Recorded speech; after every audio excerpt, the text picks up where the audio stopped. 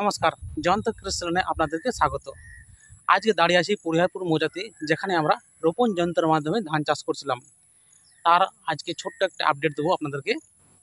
মাত্র 23 দিন বয়স হলো। পাশ কাঠির সংখ্যা কতটা আপনাদেরকে দেখাবো, যে একটি একটি চারা রোপণ করে বা রোপণ যন্ত্রের মাধ্যমে ধান চাষ করে কতটা কিন্তু আমাদের ফসল বৃদ্ধি হয়। আমরা যেমন আধ্যাত্মিক আমলে একসাথে 4টি-5টা করে চারা রোপণ করে দিই, তাতে কিন্তু অনেকে পাশ কাঠির সংখ্যা বেশি হয় না। আপনারা যদি 1টি কি 2টি চারা রোপণ করেন, পাশ কাঠির সংখ্যা কিন্তু অনেক বেশি হয়। আপনাদেরকে আজকে হাতে নাতে দেখাবো। 4 আগস্ট লাইভ দেখিয়েছিলাম রোপণ যন্ত্রের মাধ্যমে ধান চাষ, একটি চারা রোপণ। আজকে তা দেখাবো পাশ কাঠির সংখ্যা। মাত্র 23 দিন বয়স হলো। অনেকের ভুল ধারণা থাকে যে যেগুলো আপনারা দেখাচ্ছেন সেগুলো স্পেশাল বীজ, সেরকম কোনো ব্যাপার নেই। ঘরের যেগুলো আপনারা বাড়িতে বীজ ধান রেখেছেন, আপনারা চাষ করেন, সেই বীজেই কিনতে হবে। শুধু একটু পদ্ধতি ফলো করলেই হবে, আপনাদেরও পাশ কাঠির সংখ্যা বেশি হবে আর ধানের ফলনও কিন্তু অনেক বেশি হবে। শুধু এই পদ্ধতিগুলো ফলো করলে হচ্ছে। একসাথে 4টি-5টি চারা রোপণ না করে যদি আপনারা 1টি কি 2টি চারা রোপণ করেন, আপনার পাশ কাঠির সংখ্যা অনেক বেশি হবে। আর লাইন টু লাইন চাষ করবেন, সারি সারি আর সঠিক ডিস্টেন্সে, মোটামুটি 10 থেকে 12 ইঞ্চি দূরে দূরে, তাহলে কিন্তু আপনার পাশ কাঠির সংখ্যা অনেক বেশি হবে। তো চলুন দেখে নিই, আপনাদেরকে দেখাবো কতকগুলো পাশ কাঠির সংখ্যা হয়েছে এই 23 দিন বয়সে। এখন তো এই যে ঘাস হয়ে গেছে, নিরান করতে বাকি হবে, আগাছা নিয়ন্ত্রণ করতে হবে। তো এরপর চাপান সার দেওয়ার পরে কিন্তু আরও আমার পাশ কাঠির সংখ্যা আরও বেশি বৃদ্ধি হবে। তো চলুন দেখে নিই পাশ কাঠির সংখ্যা কতগুলো হয়েছে।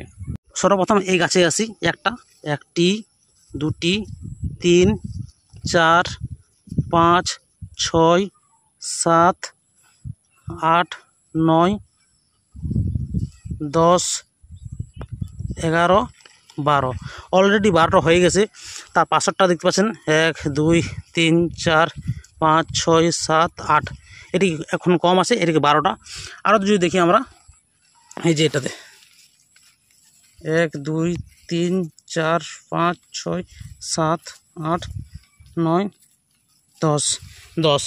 তো অলরেডি 23 দিন বয়সে কিন্তু আমাদের 10 থেকে 12টা পাশ কাঠির সংখ্যা হয়ে গেছে।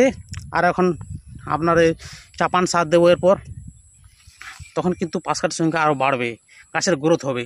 তখন আপনাদেরকে পরবর্তী স্টেপে আপনাদেরকে আপডেট দেবো। তো অবশ্যই কিন্তু দেখবেন, আমার এই ইউটিউব চ্যানেলটি অবশ্যই সাবস্ক্রাইব করবেন, জয়ন্ত কৃষ্ণ। আর ভিডিওটি যদি ভালো লাগে অবশ্যই আপনারা শেয়ার করবেন। দেখতে পাচ্ছেন পাশ কাঠির সংখ্যা কিন্তু খুব দারুণ হয়েছে প্রতিটি গছিতে, দেখতে পাচ্ছেন।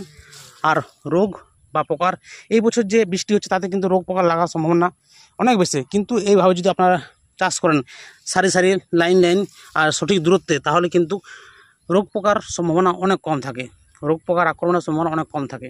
এই আগাছাগুলো নিয়ন্ত্রণ করার পর আমরা যখন আগাছা দমন করে দেবো কোনো ওটা চালিয়ে, তখন কিন্তু এর পাশ কাঠির সংখ্যা আরও বৃদ্ধি হবে। দেখতে পাচ্ছেন পাশ কাঠি কতগুলো, 1, 2, 3, 4, 5, 6, 7, 8, 9, 10। এটা তো 10টা। বুঝতে পারছেন, মাত্র 23 দিন বয়সে কিন্তু পাশ কাঠির সংখ্যা 10 থেকে 12খানা চলে এসছে। এরপর আমরা চাপান সার দেবো, পাশ কাঠির সংখ্যা আমার আরও বৃদ্ধি হবে। তো পরবর্তীকালে আপনাদের দেখাবো। বুঝতে পারছেন, চাষ পদ্ধতি যদি সঠিক পদ্ধতি চাষ করেন, ফলন কিন্তু আপনার বৃদ্ধি হবেই হবে। ধন্যবাদ। ভিডিওটি যদি ভালো লাগে তো অবশ্যই শেয়ার করুন আর সবাইকে দেখার সুযোগ করে দিন। ভালো থাকবেন, সুস্থ থাকবেন, এই বলে ভিডিওটি শেষ করছি।